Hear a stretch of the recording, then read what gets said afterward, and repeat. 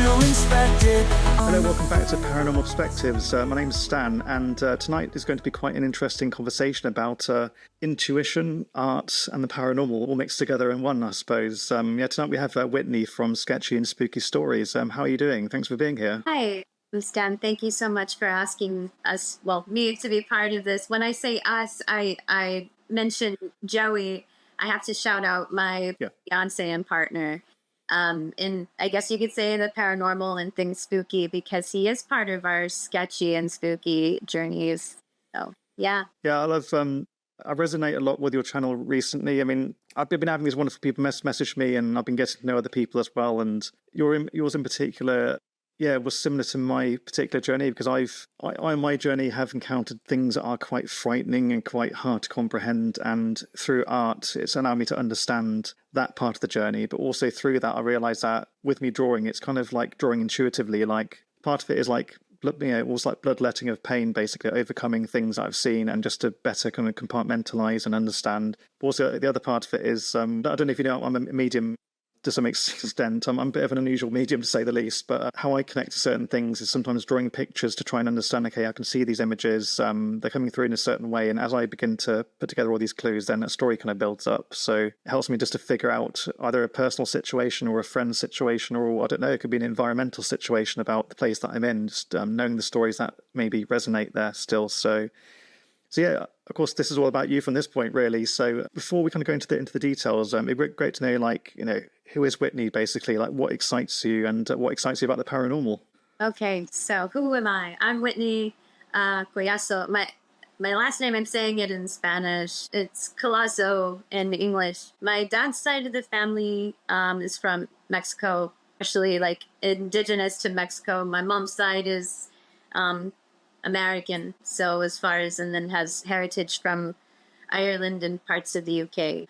But when it comes to, I feel like some of that heritage has really influenced how I see spirituality, especially my father's side being from Mexico. There's a lot of heavy spiritual influence from that, and some from my mother's as far as experiences. We've all shared some experiences together growing up, paranormal especially, but they've always encouraged art. And ever since experiencing certain things that were so close with my family, and then they've encouraged my path with my art, I've always linked art with spirituality, because yes, art is subjective, but because it is subjective, where do we pull from it and where does it make us feel? How does that make us feel? And what is it that we channel? It can be love, it can be fear, and certain places, people, and objects can really move us to create. That's sort of put me in a position where I'm in now, where I do, not only do I do commission art from time to time, I've done also concept art for film. I've been a screenwriter. Oh, wow. I have been screenwriting as well, but my main love has always been drawing and painting, and because I feel like it's such a spiritual thing to do. Does that make sense? Yeah, no, totally. I suppose art to me is more than just, there's always that argument. I went to art school back in the day, and there's also always this argument about what art truly is. And to me, think about the times of the Renaissance, and theoretically that's more illustration than art, because illustration back then was more used as a descriptive kind of thing to tell a narrative. It could be for religious purposes, or art nowadays is almost taking a step back from the practicality of detailing certain things, and is more about high level concept. And when you start to elaborate these high level concepts, it's almost like you're connecting to something a bit more higher than yourself in some way or form, whatever that might be, whether it's a higher version of yourself. Or I've had many kind of transcendental, that's a hard word to say, transcendental experiences over the years. And I was once part of a circle, and I've had these really deep meditations where I've seen these different worlds and met these different beings. And at first, it was a bit scary, but I began to kind of make peace with it and say, look, okay, my programming tells me it's scary. Just what does your intuition tell you? And over time, I've begun to kind of create these artworks where it's kind of more psychedelic experiences where I've kind of tried to detail the funny visions that I've had. And in a way, that's like, to me, it's like evidencing the paranormal, because I know it's not a camera, it's not other people witnessing the same thing as you at the same time. It's just me, a simple record of, okay, this is what I saw and this is how it felt, and hopefully I can convey that to you. So yeah, that's the idea. So I mean, I completely understand that. So like with your channel, is there a particular mission at the moment? Is it kind of, you more following your passions, or is it just, okay, well, we have a message to share with the world? That's a really good question. But here's the thing, for Joey and I, because he's like me, he's done art ever since a young age. He's been drawing for a long time. When we got to know each other, we started talking about the paranormal, and we started talking about how, oh, I used to do automatic drawing when I was a kid, or, oh, you did that too, and we should do that together. And I think it was more of an experiment, really, when we said we would do these things together, and to see how much can we sort of link up with each other. Do we get anything together when we do automatic art or intuitive art? And some of the stuff that we've come across together has been so mind-blowing. I wouldn't say it's necessarily a message, but it's like another form of bonding for us, because we have a love of so many things. Yes. It's more like us sharing part of our bond with other people. That's really beautiful. I love that. That's really special. It almost reminds me, have you heard of Alex Gray, the painter? He's like a psychedelic painter. I'm sorry, I haven't. No, it's okay. He's quite well known in the spiritual community, and he has this beautiful relationship with his wife, and they've been together since they were teenagers, like through art school, and have been through so many things, and they both developed their own individual psychedelic art style. And over the years, they've learned to merge their two styles together into these big, beautiful projects. And I think at the moment they're working on this thing called Entheon, which is essentially like, imagine an art gallery is the gallery, if that makes sense. So the actual building itself is like this humongous, beautiful sculpture. And I know they've been crowdsourcing it, so it's quite an expensive project. But the idea is, they'll finish it and it will become this kind of spiritual retreat. So you can go into this building and see their big, big, beautiful paintings. And they do these art shows and spiritual sessions where they learn to meditate and, almost just connect with the pure, raw nature of what art truly is. It's at least what I believe. I don't know if it's the same for you, of course, but I'm sorry. What was that you said? That's okay. I think you just cut off there. It's okay. Whenever things like this happen, we just cut them out anyway. There's no issue at all. So, okay. What I was saying is, the Entheon building is amazing because it's like the gallery itself is the work of art. So this thing showcases all these different paintings that he and his wife have worked on over the years, and the idea there is just to inspire a bit of spiritual thinking and connecting with a potentially higher level, whatever it might be, really. Like, I don't know if you resonate in that way, though, but I see it as art as almost just connecting with something, it could be another higher version of yourself, maybe. I don't know what it might be, but art seems to be a way of channeling information. I think it's a wonderful thing. But it's so great that you both share that. Thank you. Thanks for sharing that with me. No, I've never heard of Alexander Gray before until now. So thank you for sharing that with me. I'll have to do some more research for myself. Oh, totally. Yeah, I'll send you a link. Yeah.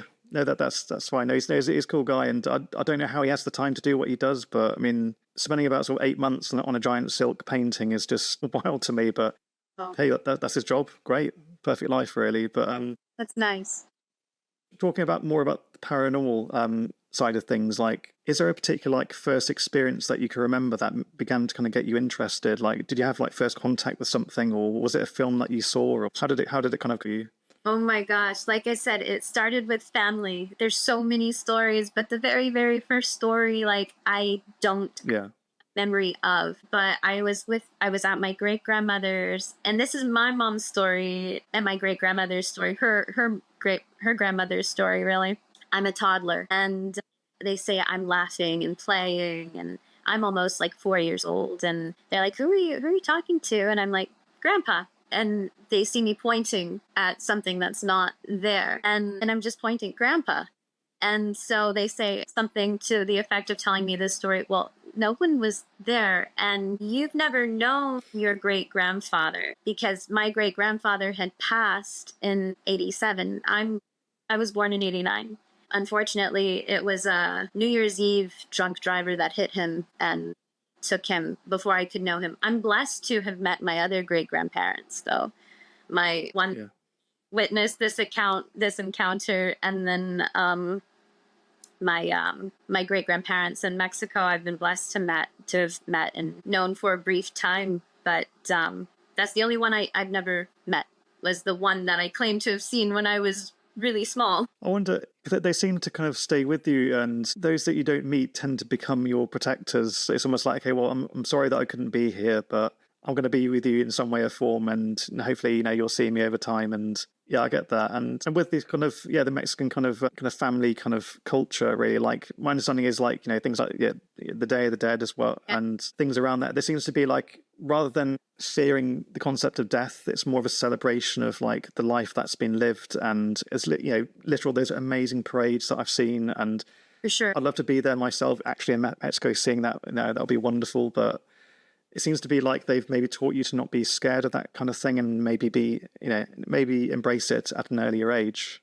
Yeah, and that's true. It depends on what part of Mexico your family's from. See, my father's side is from Jalisco, and of course that's more central. There's a lot of places and families that are more like assimilated to Catholicism, but there's still indigenous cultures and practices among Day of the Dead which have infused with that. And because of those indigenous beliefs of embracing and not forgetting your loved ones and honoring those people have been more of a survival thing, in that when the Spanish have decided to kind of assimilate more towards trying to implement the saint perspective and Catholic view, it's been more of a it's crazy how much that has really been more of a survival thing among the clashes of cultures that have been brought together between indigenous cultures and Spanish cultures. But that's one of the more beautiful things to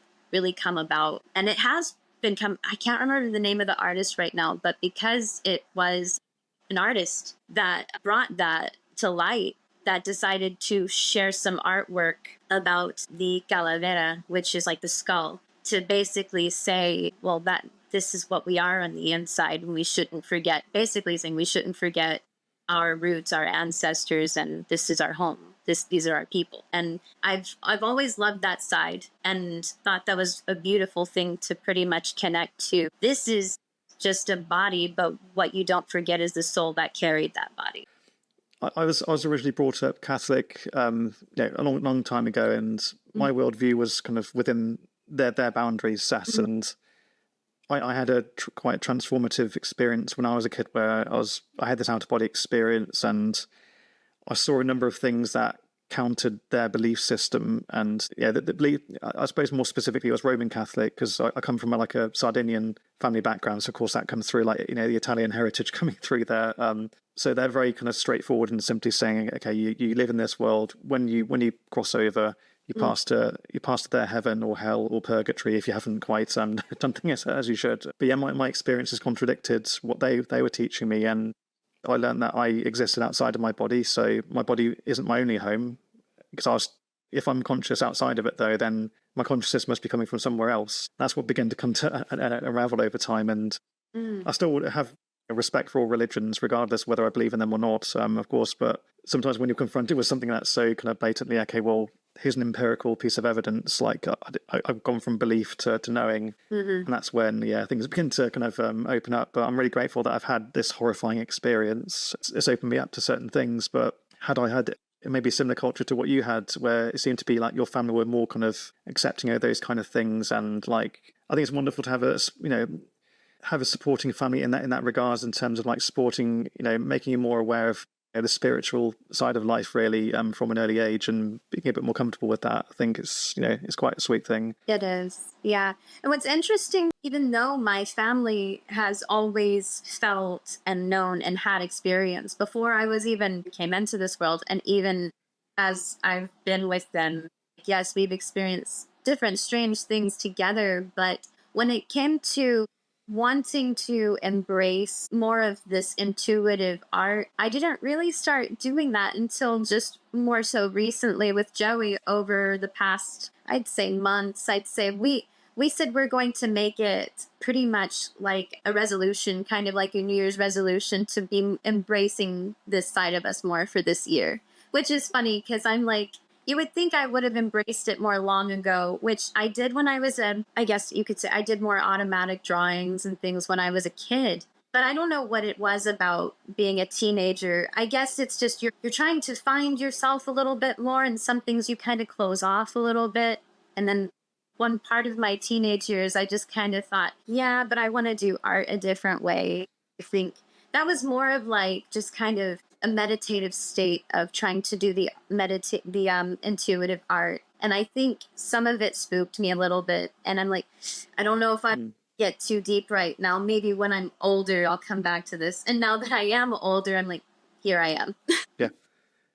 No, it's lovely. Yes, it's always hard to know how to lean into these things, really, because there's no dummy's guide to channeling or using your intuition, is there really? You can speak to different people and learn their different techniques, but I have my own techniques that I've learned over time. But I'm kind of curious to ask you, like, do you have a particular technique that helps you to kind of open up when you begin drawing, or is it just like a natural, like, okay, I'm ready to switch on now and just do my thing? It's so funny. I guess technique. I like to. It might sound a little crazy to some, but like I say, I've embraced things a little bit more lately, and I've implemented it a little bit more with my actual work, which is when I feel like I'm blocked artistically, and most especially before doing this stuff, I start talking like, okay, to, I guess you could say, your spirit team. And I start trying to say, okay, this is who I want in this conversation. This is who I'm trying to kind of want to help guide me through this situation. Kind of have my prayer intention, set my intention, say my prayer a little bit, and then have that conversation, and then hope for the best, and then just kind of start doing my art, just kind of letting my hand go. Especially when I'm doing the not automatic. I do a little bit of automatic writing, but when I do the automatic art, I don't have much thought into it. I just kind of let it go. I just let my hand go. But when it's more intuitive, I let whatever I see, I guess you could say, in your mind's eye. And like, okay, so I'm seeing figures, I'm seeing shapes. I guess I should put this down. And then sometimes I'll switch and I'll just let my hand move. So that's sort of the technique that I use at the moment. It's good. It sounds like it's more of like a natural, okay, I'm just going to lean into this basically and just open myself up, almost like at levels, really, like just, okay, I'm ready to receive. Let's go. Yeah, so when you go to kind of haunted properties, do you have a particular kind of process going through that basically? Like, do you simply go, okay, well, I've researched this on the internet, I'm going to go and visit this place, or, okay, we're just driving by a certain location, that feels right, basically, and I'll just let my intuition guide me, like... Is there often like a compass of sorts that kind of guides you towards these experiences? Well, what's really funny and interesting for you to ask that is that we don't have like a plan of how we do things. But Joey and I will tell this one story, and I have like a video on my TikTok from it. Is when I was back, like I'm at our home here in New York right now, but when we were in North Carolina, where I'm from, it's the capital basically is Raleigh. And they had a ghost tour. And so Joey and my mom and we were like, hey, let's go to this ghost tour. But wait, before we go on this ghost tour, let's not look anything up. I don't know much about that place. I don't know much about Raleigh. I just know it's the capital. I don't know a lot of the history of that place at all. And so Joey and I, before we went on that ghost tour, we sat at my mom's kitchen table, and then we did our process and we started doing our artwork. But here's what we do. I don't look at his art. He doesn't look at mine. We only look and talk to each other when we're finished. And here's the interesting thing. I'm like working on mine and he's working on his, and when we're done, he's like, I started getting some strange stuff like a tree, maybe a hanging J Street, and I see a signature, and I'm like kind of I'm floored every time, because I'm like, Joey, I got a tree. It looks like I've got a hanging, like someone was, hanging from a tree, and then a signature. And there were some other things I can't think of off the top of my head. And I'm like, what is a signature doing at the very bottom of this? It's not mine. It's not yours. What is this? That's what our interpretation is. And I'm like, that's strange that I got something very similar to him. When I got a church or something, I think I saw like a church in my drawing. We go on this ghost tour, and I think the name of the street, and you'll see it in the TikTok video, we crossed this street. I think it was Jones Street. It was a J Street. I'm like, Joey, you wrote J Street. And he said, yeah, that's interesting. I'm like, look, I thought I had a church. There's a church not far from this street. And he's like, yeah, that's right. And Bizarre. it is weird. And then when we get to one historic property, we learned that that was the governor at the time, and I don't remember the year, but it was prison labor. There were prison laborers that helped build that governor's home. And let me tell you, I got chills when we looked at the ground of the bricks laid on the sidewalks. Prison laborers had signatures on that sidewalk. And it was like, we looked at each other like, really?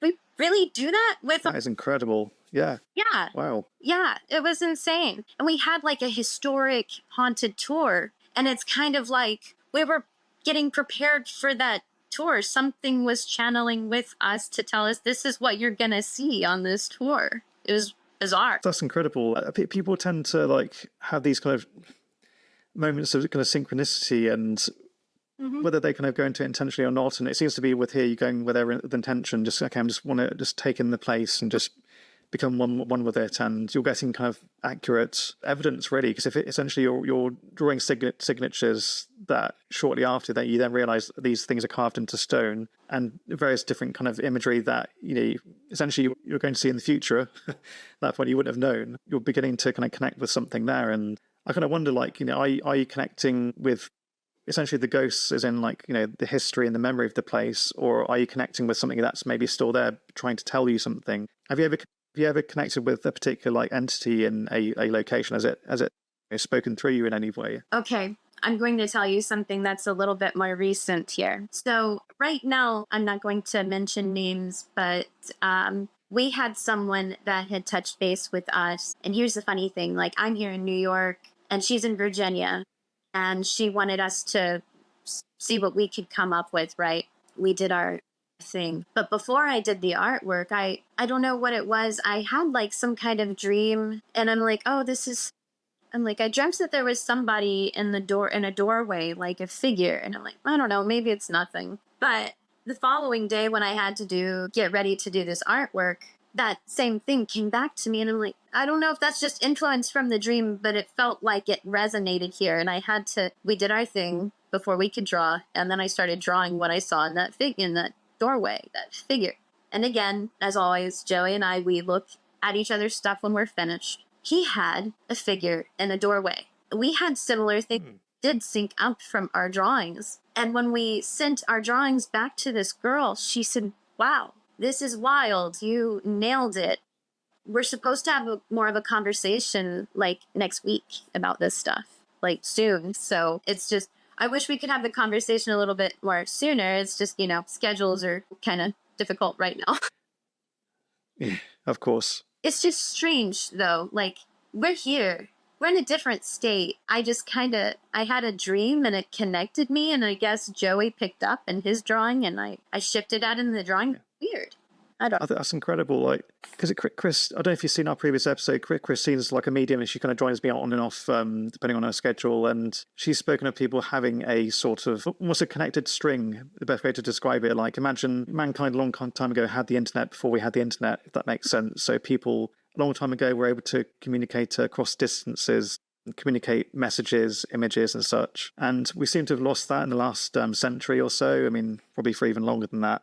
But people now are beginning to kind of reconnect and relearn these amazing skills that we have. And it's extraordinary how people, either side of the planet, who maybe haven't seen each other for a while, they could be thinking anything really, can just suddenly out of nowhere, okay, we've drawn the same image, about the same time, and it connects with, a conversation maybe we've had. And yeah, like I've had some really weird connections myself, really, where I was practicing a while ago, and I was doing a similar thing to what you do, really, where I'm just sitting there and drawing what I'm seeing and what's being shown to me. And it takes me a while to get into it. It takes effort, but I started to draw this church, and it was in the middle of this lake. It was like almost like on this little island, and there's this big lake around it. It was like a really unusual location, and I thought maybe I'm just imagining it though. Maybe it's like from a fantasy film I saw a long time ago or something. And then after that, I drew the words Loch Lomond, which is in Scotland. Mm-hmm. the lady who was in that call, this is like a training session. She says, "Yeah, that's me. That's where my family's from. I'm going to visit them in 3 days' time because I've been really missing them and I miss my kids and all that. I'm going to see her in a few days' time." And the church I was describing was a place in an actual lake where they actually built this structure of sorts. It's like a place of prayer in this lake. Admittedly, it did freak me out at the time. Things that I've been doing this for quite a few years now, but I still freak myself out because I still have that programming in my mind saying that's impossible though. That's the paranormal. Like the paranormal is like a barrier. Okay, this is all the known things that you understand. The paranormal is like the no-no area. You don't know what, you're not supposed to know what's beyond there. So I cross that barrier each time and think, why am I even crossing a barrier? It's just part of nature. It's reality. So what you're doing is just an extraordinary thing. You're connecting and drawing data from a place that's outside of the current measure. So yeah, it's a wonderful thing, and I love hearing stories like that. Is there anything, I suppose, for anyone that's watching this who's maybe, they want to maybe practice their intuition some more? Do you have some advice that you maybe have to give them to begin to tap into that side of things? That's a really good question. So, yeah, honestly, I would say just go for it.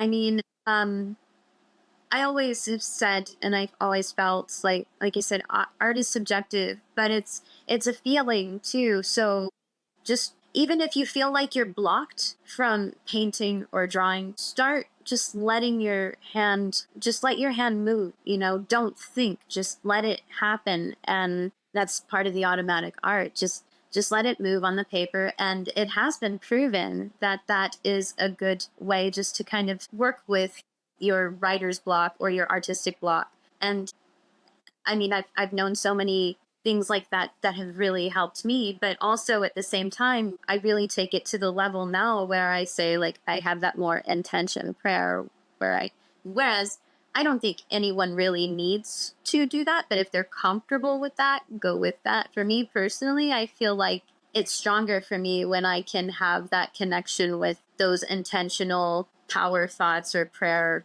connection or talking with a loved one on the other side while I do it. I feel like it's more personal for me, but it's a personal journey for everyone else. I don't want to say like, listen to me and this is what you have to do, but just go with the feeling, let your hand move on the paper and feel and see what you see.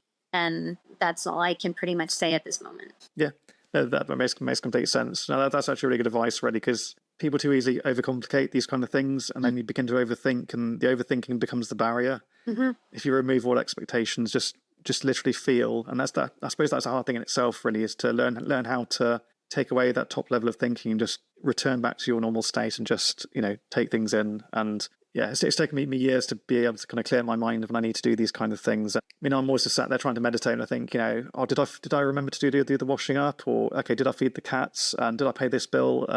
You have to kind of unlearn modern life, and yeah, but once you do, it's a wonderful thing. You begin to realize you can do quite amazing things, really. But yeah, my intuition at times has literally saved my life. It's told me, not to take certain paths when I see a stranger approaching who seems relatively harmless, for me to only find that a person approaches me, maybe has a weapon concealed, for example. It's literally saved my life one late night many years ago. Yeah, that was a scary one. Oh my God. So it's, this was me back in Oxford. I arrived back on, I think I was on a train journey back from London like a long, long time ago, and yeah, it was dark, but like a bridge that was lit, so I had to go across this road, and somebody was on the opposite side of me, walking towards me. He seemed kind of friendly. They had a smile on their face. I thought, okay, they seemed okay. And as I approached the bridge, I saw the word knife like flash in my mind, like just the word knife. And I thought, well, I haven't got a knife on me, and I'm just being stupid. I thought, oh, okay, maybe it's something to do with something around me. And I thought, no, that's ridiculous. But something told me to listen to it. And as I approached, I was almost ready. And I saw this man approaching me with this plastic bag. And I noticed that there was something pointing out of it, like a thing that shone in the light just enough. So I was already ready for him to come towards me. And he was reaching to get something out of his bag, but I was already ready, and I managed to kick him. And I'm not very good at kung fu, but I did a good kick and dove out the way just to run along. I always think back, if I didn't listen to that message, like, could things have been different? And it's taught me certain things about relationships in my life, about who to trust, who to not trust. But even on this podcast, quite frankly, like, part of my podcast is like people who contact me or I contact them who I think it might be appropriate. But I go with instinct a lot of the time, and obviously I go with evidence. Okay, then maybe they have a really interesting channel. They have quite an interesting story to share, but a part of it is like being led in the right direction. And so far, I've been right. I spoke to some really interesting characters who really needed to share something, and they're all for different reasons, really. But yeah, I've met some amazing people, like thanks to my intuition. Just talking about both of your, you and your fiance's experiences, though, is there anything in particular that like you think as being like, hey, this was an amazing event, and like this is like our prime example of like our evidence of the paranormal or our use of intuition? Like, is there anything that kind of stands out to you? Well, okay. There are a couple of instances. Before I touch on them, though, I just want to say I'm really glad that you're here and you're safe, and that encounter just really.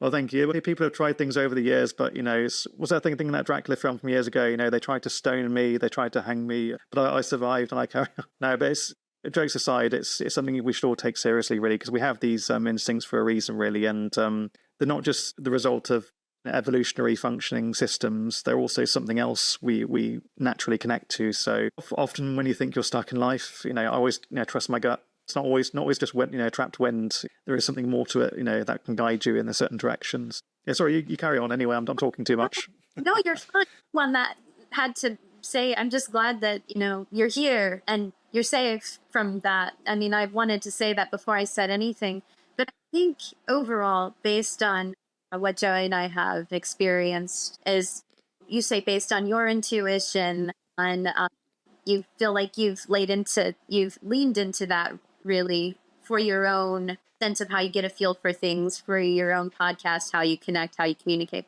I feel like I have to echo that with Joey and I and what we do, because I didn't know what would come of this page on TikTok or YouTube, but we have met some with what we've done so far. What has been meaningful was gaining some really good friendships so far. We didn't know it would be like that. I didn't know that I'd be sitting here with you today. Just people, we just wanted to share a part of a bond that we're reconnecting to our sense of intuition in our art. We're wanting to share that bond with people. And the thing is, people that have reached out, I think that's the thing that has meant the most for us. Is there have been some people that reached out, and we just have had some meaningful friendships so far. And I think that's the best part. Yeah, that's wonderful. Like, these experiences do connect you with the most extraordinary people, but also, back at you as well. Like, without having these experiences, I wouldn't be speaking to you now. And through this podcast, I've met some amazing people. I've spoken to Malcolm Robinson, and he's a renowned ufologist and paranormal researcher from Scotland. He's just an amazing guy. I don't know how on earth that happened. I mean, I think it's really thanks to Christine, my kind of co-host / medium friend who's been on a few episodes. I think she had a contact and she recommended he speak to me, and I was just really amazed that he wanted to appear on my back then a smaller channel, really, and he had contact with extraterrestrial life, quite profound. Like, he's spoken to people who've seen those kind of events, and he's also seen kind of poltergeist activity and seances. And I've spoken to, I think, Billy Cook a few episodes ago, and he's in the UK. He's quite a well-known medium. I don't know if he's known so much in the US just yet, but another really nice guy. He's had amazing experiences. I even had, this is how amazing life is. You tend to meet the most amazing people. Like, I think my second episode, I had John Shusang, and he's well, I just call him the Hollywood actor now. I mean, he literally is. He's actually somebody I used to work with many years ago. Me and him used to work back at this university, and he was kind of running the student admin desk, and I was working in marketing. Yeah, one thing led to another, and he ended up working in Hollywood. And he's been in I think Hobson Shaw. He's been in Marvel's The Immortals. That's cool. He's in it's called the Brother's Son on Netflix. He's Blood Boots. I don't know if you've watched that. He's in the He-Man remake shortly as well. That'll be out for release next year. And so, like I say, because partly my connection with him is like through work, but back then me and him were in tune with this spiritual side, and it was me and him were the only people in this place that had this connection. And we actually worked in what used to be an old mental asylum just outside of Oxford, and what they did was they converted it into a university many years ago, where they were teaching like audio production, or they're doing like games design and all these different things. But it was a really spooky place. Like, we would see really weird things in this property. And basically, as we got to know each other, we both admitted like we've both been speaking to these different things in this place. And we're just quite casually talking about, the ghost under the stairs that we see sometimes. Yeah, did you see him the other day? Yeah, tell him I said hi. And it just became this kind of funny relationship. And like I said, like, I met him a few years later. I said, okay, do you want to, come on my podcast? And he's been a big supporter since. And yeah, I've met many other amazing mediums. I met some amazing guys from the US. We had Patrick Welsh from the Paranormal Society of Savannah recently, and the Ghost Writer. I don't know if you know these guys anyway, though, but I recommend you have a look at these guys, because they're really just really kind of cool characters, really into the paranormal, and there's some incredible stories to tell. So I just feel very privileged to even be here. I have a few more questions for you. My very well prepared sheet. No. I tend to kind of just go with the flow really, and but I do have some questions that come up before the conversation though. Like it's almost like something kind of tells me to ask certain things. So basically, like, I think a quick question I wrote, which I know you partly asked though, is really like, why do you sketch the paranormal intuition? Like from the conversation so far, it seems like that's just your way of connecting it to it though. But basically, is it for like another purpose too? Like, is it like, are you trying to essentially tell a story of the place that you're in? Basically, are you trying to kind of speak about something, maybe bigger than that? Is there a goal with this connection that you have, I suppose, is the question. Wow. These are some deep questions I have, but yeah, it's kind of funny because... Sorry, I'll ask your favorite color eventually, don't worry. You're good. No, I love it. I think it's just, my favorite color is purple, by the way. But Good choice. But no, I feel like the reason why, like I've said, I mean, I've done it as a child, and I just kind of shut it down as a teenager. And I will say, I'll go back to my family. See, I had one of my great grandparents on my mother's side, he was gifted. He could speak to spirit. And there have been people in the family that have said, well, Whitney is gifted. She's just not embracing it as much. And I'm like, well, I mean, but when you're a kid and you're experiencing things in a home with your family, like, I didn't even say this, but it's like the history of the property has a history of slavery. And so just weird things, a light would turn off, a door would, do something, but you're kind of, sometimes I'd be like, is that something that I just made up in my head? Did I see that? But sometimes my family and I, we would experience these things together. But going back to the art though, I feel like it just brings me closer to not feel as spooked about some of those things that I experienced as a kid. I feel like because of the things that have been said about my grandfather that was gifted, I feel like it just makes me feel like I'm closer to him. I think my goal is just to feel closer to my ancestors, really. I feel like art is a spirit journey, and I feel like embracing doing the automatic art and the intuitive art is personal. It's for me, I think. And if Joey and I can have that, and if he has that and I have that, and we want to share that bond automatically, it's just, if we can sync up and we can share like a story, like I said, like we've gone to that one place in Raleigh, North Carolina. If we can go into a place totally blind or what we think, but mainly it's our mind's eye we've gone from nothing to pencil and paper, just basically from just moving, having our hands just flow or have something come to us and we just do it, and then go to the location or get a sense of a place or object or something. And if we nail something, that's pretty much the thing for us, is just feeling closer to what we have with our art or with our spirit team, I suppose. Yeah, that makes complete sense. But it sets a good example for others, really, to kind of trust in those natural instincts. So, yeah, I'm so sorry to ask the question as well, because I don't want to make the paranormal scary, really, because some parts of it are scary, though, but it's not mostly quite a beautiful thing, really. But was there one experience that you both have that you would say was quite scary? Okay, so on your adventures? Yeah.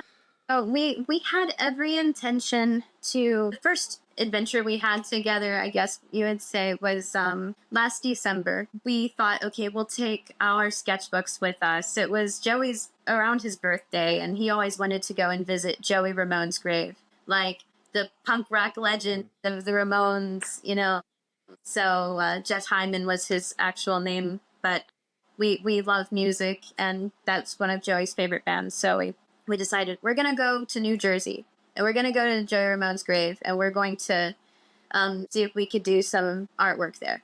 It was too cold. We didn't get to do any automatic art or intuitive art, but we did have time to pay our respects and to get a feel for the place. Now, as beautiful as the cemetery was, as cool as it was to be at Joey Ramone's grave, it was starting to get dark when we knew we had to leave.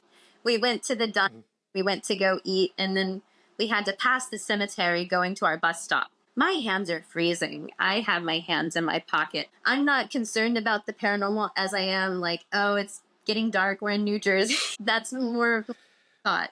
Sensible. I'm more scared of people. And then Joey stumbles a little bit. I'm like, "Are you okay?" He's like, "You didn't push me." I said, "No, my hands are in my pocket. I didn't touch you. I'm right behind you, but I'm freezing. Like I've got my hands are in my coat pocket. And are you okay?" You stumbled there, and he said, "I thought you pushed me." I said, "No." And his initial thought was, "Okay, well maybe it's Joey Ramone trying to get us to go back to our bus stop fast because these are sort of a sketchy, or the area doesn't feel right at night. I don't know." But he said he didn't trip. He felt he had someone like push him. And I'm like, did something really push Joey? But it did worry me for a second. But yeah, it was just us. We were just going. We were trying to get to our bus stop, and the air changes at night. Everything feels different at night, no matter where you're at. Well, that is spooky. Yeah. I think I would feel uncomfortable. Like, yeah, it's obviously it's never worth putting yourself in danger when going through the experiences. Like, if it gets late, it gets late, kind of thing. I'm still trying to figure out what I went to. Was it, I think, Oxford Castle a little while ago, and it's my first kind of ghost investigation style thing. Even though I was a bit too busy, then it would, that affects your recording and the equipment. And I did table tipping for the first time, and I'm a bit suspicious of that because I think it can be easily faked. So I thought, okay, let me just check. And I actually offered to carry the table to this underground, more of like a crypt kind of thing where they used to process dead bodies a long time ago at Oxford Castle. Like they had like prisoners, basically, they used to process there. And yeah, so I could carry the table, check to see if there was anything there that could maybe falsify any evidence. And it just seemed to be a normal table though. So I put it down and said, like, okay, let's choose 3 people and just see how it goes. It started rocking backwards and forwards, and I started thinking, okay, maybe somebody is still leaning on it though. And I kept thinking, well, I'm not leaning on it. I know that for a fact. And I asked every now and again one of them to lift their finger up, like just taking turns, and it kept going in the same direction despite different people lifting their fingers off. And I couldn't figure that out. And I thought, okay, I'll just trust it. And like the room started building up with this like static energy. It started getting really cold. I'm not sure what happened though, but the table like did one last lift, and it turned, and it like jumped off the ground about a couple of centimeters, I would say, enough so I could see like the shadow of like there's a shadow being cast where this light was behind it. I could see the shadow separate for just a moment, and it just dropped with a clunk. We all just freaked out anyway, naturally. Wow. And that's the first time I started to think, okay, there's something really going on here, because I've seen these things myself just on my own. But now we're like a whole group of about 8 of us, we were there at the time, we saw the same thing happening at the same time. We were just thinking, okay, maybe there might be a natural, when I say natural, I mean like everything that fits within the current understanding. Mm-hmm. But no, like we couldn't figure that one out. Like literally we saw the table like levitate off the ground for just a moment and just drop. Right. Yes, if you ever come to the UK, I recommend Oxford Castle. Ideally after dark when it's a bit quieter there, but it's fascinating property. There's a lot of weird things that do happen there.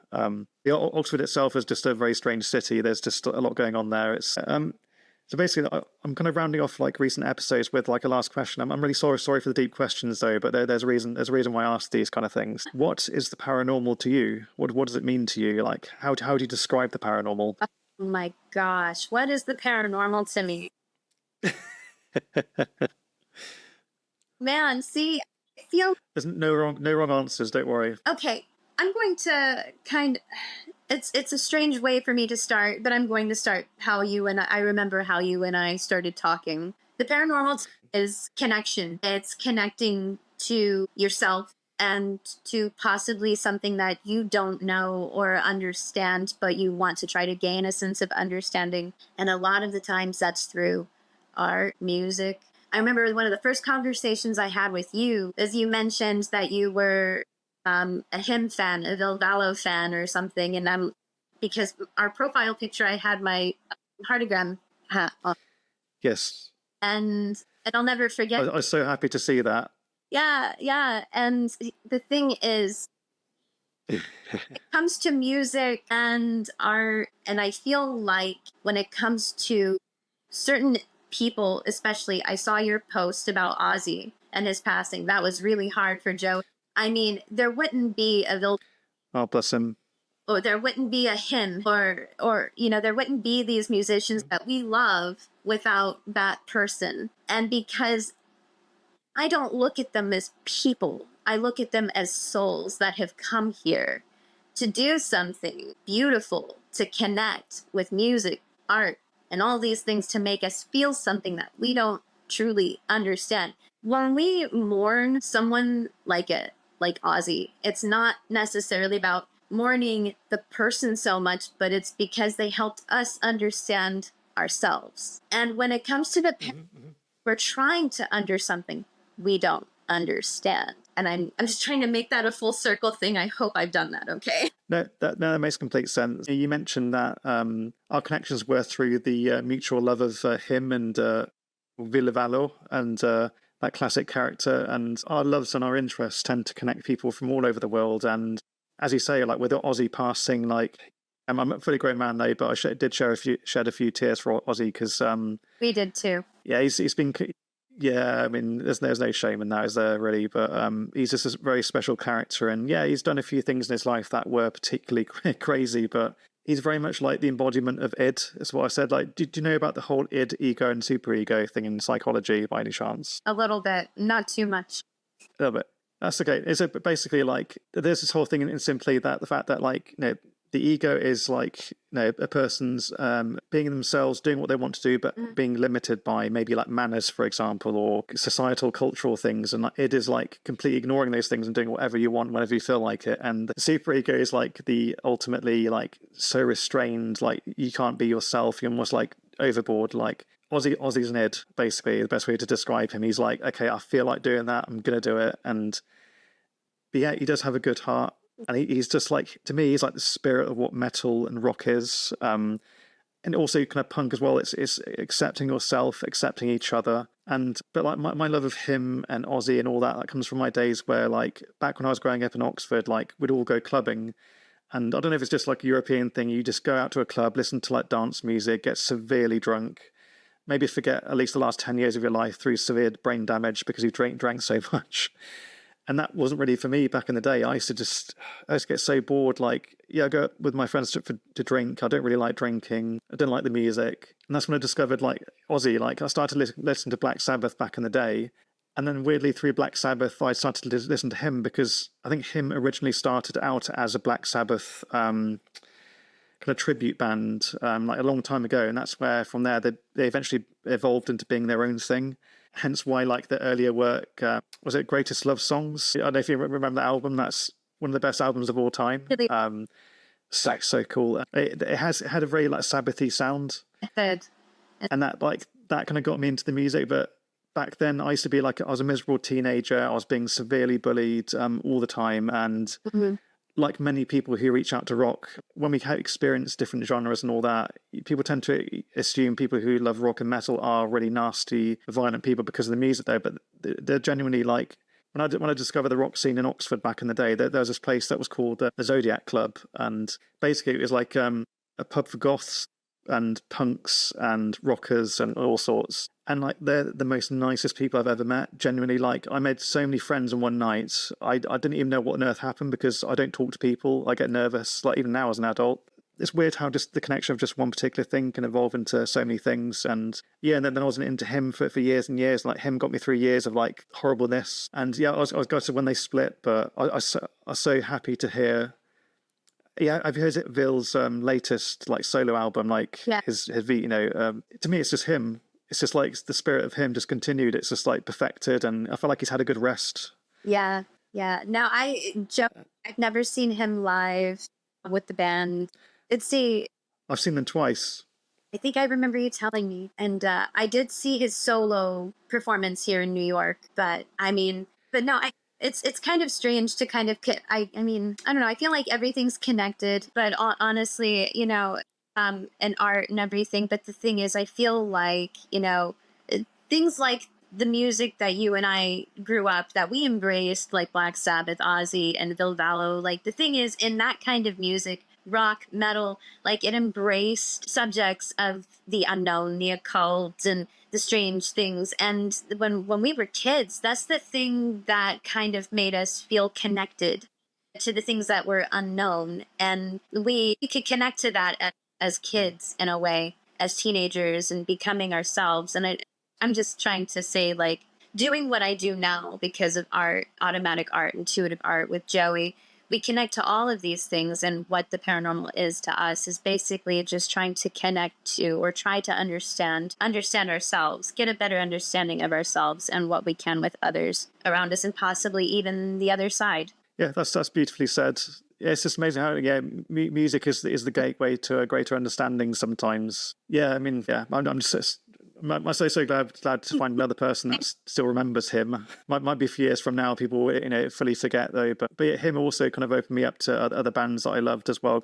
There's a few bands that were their support that I kind of fell in love with over the years, especially Anathema, a really kind of awesome support band. I love them too. I've seen them live twice as well. Once.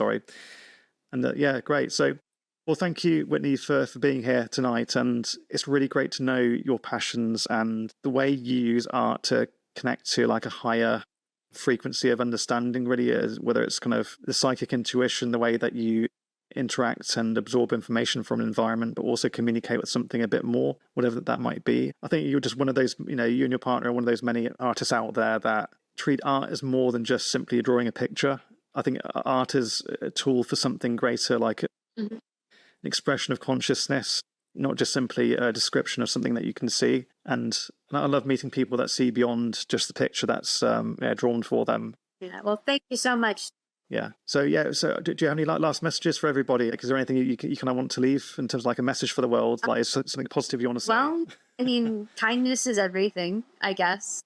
Well, it is for sure. I mean, there's a lot of stuff that we don't understand that's going on, but at the same time, I mean, kindness is everything. And be kind to yourself in the process if you can, because I mean, I think we're all our own worst enemies sometimes. But and if you need help emotionally, spiritually, mentally, there are people that can and will be in your corner. Reach out. And Joey and I, we're some of those people. Like, we like to try to help people when we can. And I appreciate that you've gotten in touch with us. I'm sorry Joey couldn't be here, but he wanted me to say thank you on his behalf for even having the invitation to do this. Yeah. Well, please pass in my love anyway. It's great to see you two, what you're doing, and long may you keep doing it. And I think it will take you on some wonderful adventures coming up, and also it's kind of drawing you both together as well, like kindred spirits. It's a beautiful, beautiful thing, really. So, well, thank you again. I'm going to round off tonight, and it's kind of inspired me to get my sketchbook out again. I need to send you some of my sketches that I've been drawing over the last year or so. I've seen some really kind of weird things, and most of them have connected with reality in some way or form, but some of them are kind of unexplained. But I wonder if there are things that I've drawn that I haven't quite encountered just yet. So it might be about the people that I meet on my journey through this podcast. Enjoy the rest of your day, and lovely having a conversation with you. And yeah, we'll reconnect again in the future. And hopefully when Vil releases his next solo album, which I know he's working on at the moment, we'll pass our reviews. Sure. Well, I hope you have a good night. Thank you so much, Stan. Thank you. You too. You take care.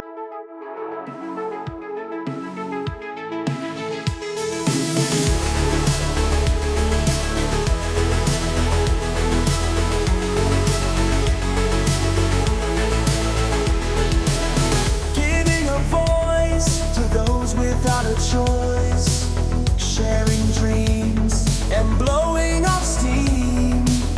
We'll lend you a hand, we'll let you stand, sharing stories about the unknown. Paranormal perspectives, we're here to inspect it. I'm a small, not a medium. Let us escape from this tedium, learning from each other, breaking barriers, a message of hope, birthed from the unknown. Who you gonna call? I'm not a ghostbuster, no proton packs, just crossing streams of knowledge. It's not so scary when things get hairy. It's not the paranormal, just future normal. Breaking barriers, no longer the carrier, releasing the fear and replacing it with knowledge. Understanding each other, we uncover a whole new point of view within Paranormal Perspectives, we're here to inspect it. I'm a small, not a medium. Let us escape from this tedium. Learning from each other, breaking barriers. A message of hope, birthed from the unknown. The only stream we need to cross is the platforms to get the message across. Knowing each other, sister to brother. No ghost or spirit or demon will ever get the better of this medium.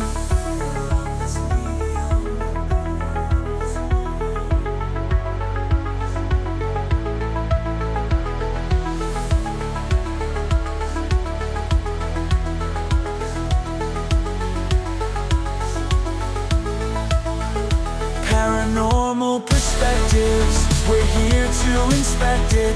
I'm a small, not a medium. Let us escape from this tedium. Learning from each other, breaking barriers. A message of hope, birth